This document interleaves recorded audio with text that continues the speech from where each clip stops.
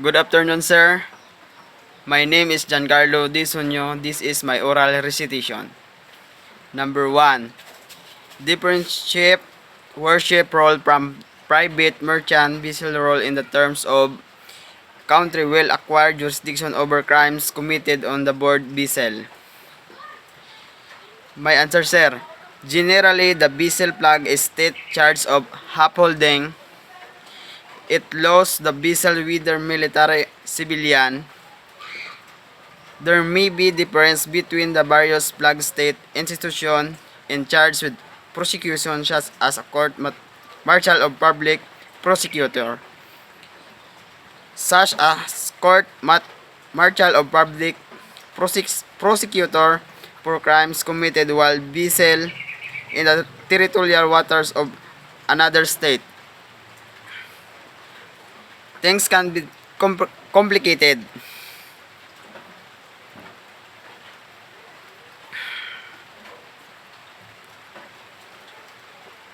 Number 2, sir. Discuss the reason why the terms felony and offense are used interchangeably in the revised penal code. Article 3. Definition acts of omission punishable by law are felonies or delitos. Felonies are committed not by means decent or but also by means of fault as culpa. There is deceit when the act of performed with deliberate intent, and there fault when the wrongful act results from imprudence, negligence, lack of warrant, or lack of skill. Discussion. Felony. The code is defined felonies as the omission punishable by law in the Philippines in required sources. Felonies should be the revised penal code also because the Article 3 there are common law crimes in the Philippines. The rule is there in crime when the law punishing the Latin of nullium crimen nulla pluma leads for felony to exist. Three requisites must be present, namely: Number 1. There must be an act of omission. Number 2. The act of omission must be punishable by law. Number 3.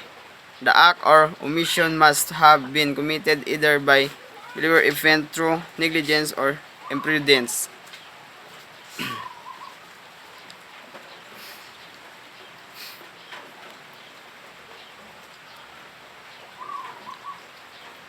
Number 3, sir.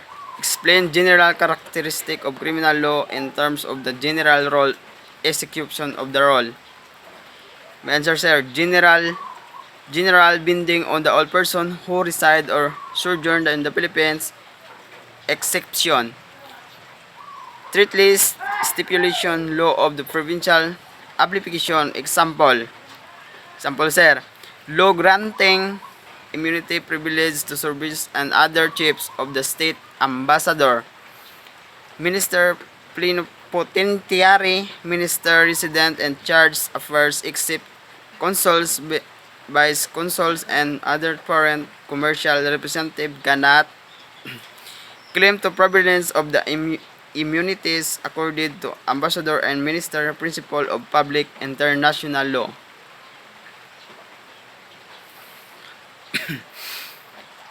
Number 4, sir. Explain the territorial characteristic of the general role and execution of the role to the role. My answer, sir.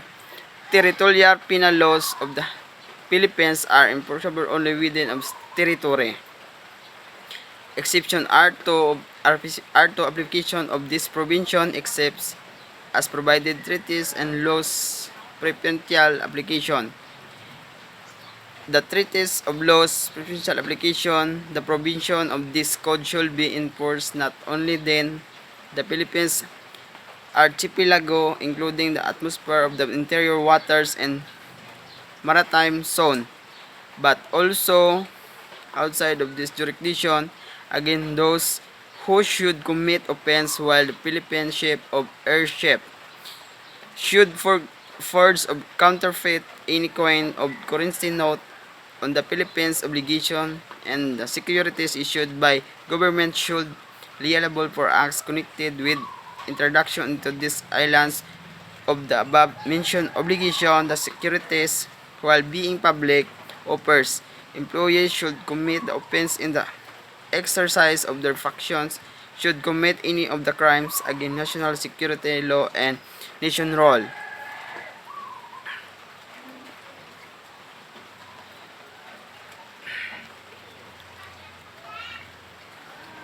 Number 5, sir. Explain prospective characteristic of criminal law terms of the general rule exception to the rule. Prospective penal laws do not have retroactive effects. Exception. When the law favorable accused the laws expressly made inapplicable the pending action or existing causes action offender is habitual criminal. Number 6, sir. Explain the concept of the social contract theory. My answer, sir.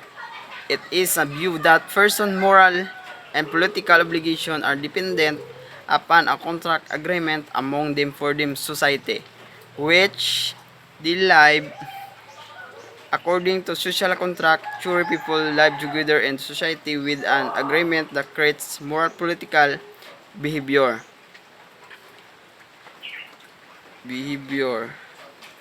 Some people believe the live according to a social contract we can behave morally choice rather than because divine being himself it's like law building a nation.